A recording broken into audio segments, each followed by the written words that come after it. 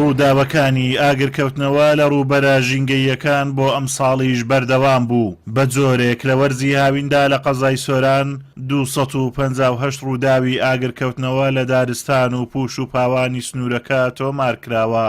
بەهۆیەوە زیاتر لە 3000 دۆنم پوش و پاوان و دارستان سوتاوە.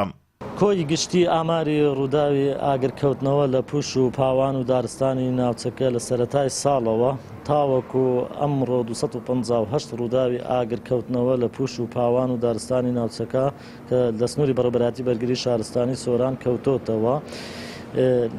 ئەگەر خەملاندنی لە بۆ بکەین بە نزیکراوەی نزیک زیاتر لە 3000 دۆنم لە پوش و پاوان سوتاوە. سەبارەت بە ڕووداوی خنکان بەداخەوە لە سەرەتای ساڵەوە تاوەکو ئێستا 5 کەس لە ڕووبارەکانی سنووری بەڕێوەبەرایەتی بەرگری شارستانی سۆران دووچاری خنکان هاتوون. ئاگرکەوتنەوە لە دارستانەکانی دەڤەری سۆران ئەمساڵ بە ڕێژەیەکی بەرچاو زیادی کردووە و بەهۆیەوە زیانی زۆر بەردارستان و ناوچەکە گەیشتووە.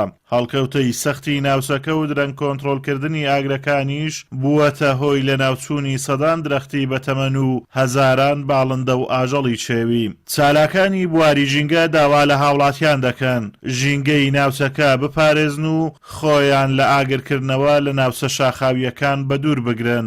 بەداخەوە ئەوەی بەدی دەکرێت لە هەرێمی کوردستان کەمتر وایە خەڵک ئەو ڕێنمایانە جێبەجێ بکە کە ئەبێتە هۆکاری پاراستنی ژینگە بە تایبەت ئەو خەڵکانێک کە ئەچن بۆ نێو شوێنە گەشتیاریەکان یاخود بۆ شاخەکان یاخود ئەو کەسانێکە خاوەن مەڕ و ماڵاتن و هەروەها بۆ کاروبارەکانی تریش ئەچن. پێویستە ئەو کەسانە زیاتر پارێزگاری بکەن لە ژینگەی هەرێمی کوردستان، چونکە ژینگە وەک ئاو، وەک خۆراک، وەک هەموو شتەکانی تر ئەگەر بڵێن پێویسترە ئەوە بێگومان پێویستریشە. بۆیە ئێمە وەک ڕێکخراوەکانی کۆمەلگەی مەدەنی وەک چالاکوانان داوا لە هەموو لایەک دەکەین بە هاوکاری بەیەکەوە ڕێکخراوەکانی کۆمەلگەی مەدەنی خەڵک حکوومەتی هەرێم پێکەوە بتوانین ئەم ژینگەیە پارێزگاری لێ بکەین، چونکە بە سووتانی زیاتر و لە نێوچوونی زیاتری ژینگە دەبێتە هۆی ئەوەی ژینگەکەمان بنیاتی بڕوخێتن و ئەمەش کاریگەری خراپی دەبیتن لە مستەقبل هەم بۆ سەر هەرێمی کوردستان هەم بۆ سەردەڤەری سۆرانیش بە تایبەتی.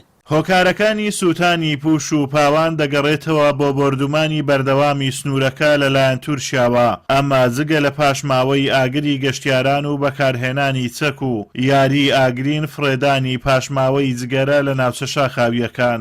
سەرڕای ئەمانە زۆر جاریش بە هۆکاری ئەنخەس ئاگر لە دارستانەکان بەردەدرێت. ئەمەش بەهۆی کێشە لەسەر لەوەرگە و پاوانەکان یاخود بۆ پەیداکردنی داری وشک و سووتاندنی لە وەرزی زستاندا. ئازادۆمەراوەی کەناڵی ئاسمانی پەیام، قەزای سۆران.